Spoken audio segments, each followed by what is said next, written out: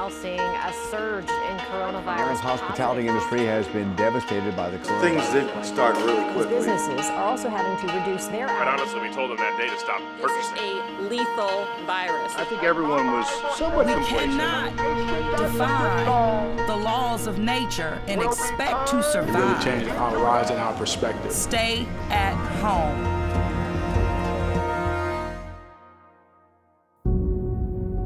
We kind of saw as soon as the national government really sat up and said, okay, we need to start doing social distancing. We sat down with our teams and let them know that we think this is going to be really serious, that within a week, the world's going to be a very different place. There was one day where people were separated. We removed a certain amount of tables. Literally the next day we went to takeout only, and we gave that a shot. We gave that about a week, and it was very clear that that wasn't sustainable.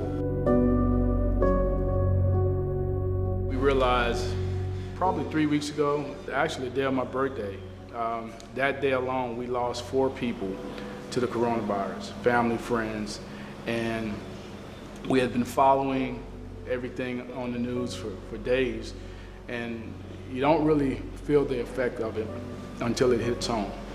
And at that moment, we say, you know what, let's pause. Let's make sure we understand everything about this virus. In shutting down for 2 weeks, we let the public know that this is just temporary. We just need to, shut down for a minute and just to rethink things and rethink business. Because of our proximity to the hospital, and because I've got some immune suppressant people in my family, and it just seemed like the safest thing to do to shut it down, and that's what we did. We feel like Mofo probably could survive as grab and go, but surviving and thriving are two different things. If you go to curbside and delivery, and then every restaurant in town goes to curbside and delivery, there's no way you're not going to go down to about 15% of your sales. There's no way to keep your entire staff on when you're going to lose 85% of your business. The safest thing to do was to send everyone home.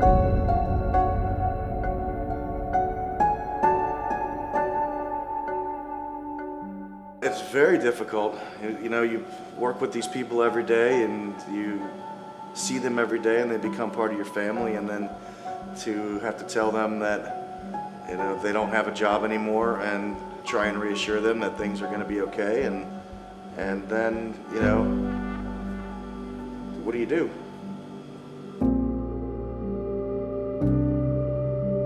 It's a terrifying feeling to be in a situation where you were responsible for about 100 people, making sure they got paid, making sure they had health insurance, and then suddenly there's nothing we can do now. Like today, I come in and I cook a giant meal for the staff, and they're able to come pick it up, and hopefully it's enough food to give them through a few days. They don't have to go out and buy food.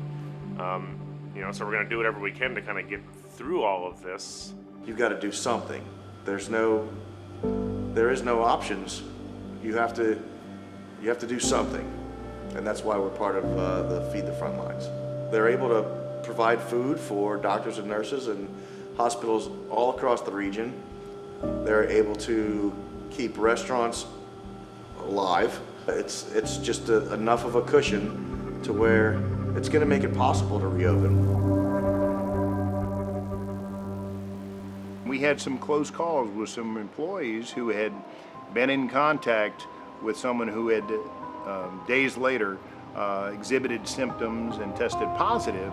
We have somewhere between 25 to 30 employees. What we had to do was reposition them to help us have the service to help us with our curbside service. Our employees are part of our family.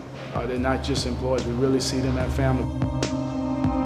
We're fortunate in that on a regular basis, we do a ton of to-go business. We're doing things to make sure that we don't have contamination at any level. Now, everyone, including me, you've got to come in, you've got to get your temperature taken. Once your temperature has been verified that you have normal temperature, you then go immediately to a hand wash station and thoroughly wash your hands before you can interact with the rest of the crew that's already been checked in. It's really important that they're able to survive through this. So we're trying to tweak our business to make sure that everybody can still continue to function and have the same lifestyle that they had prior to this and continue to build for that.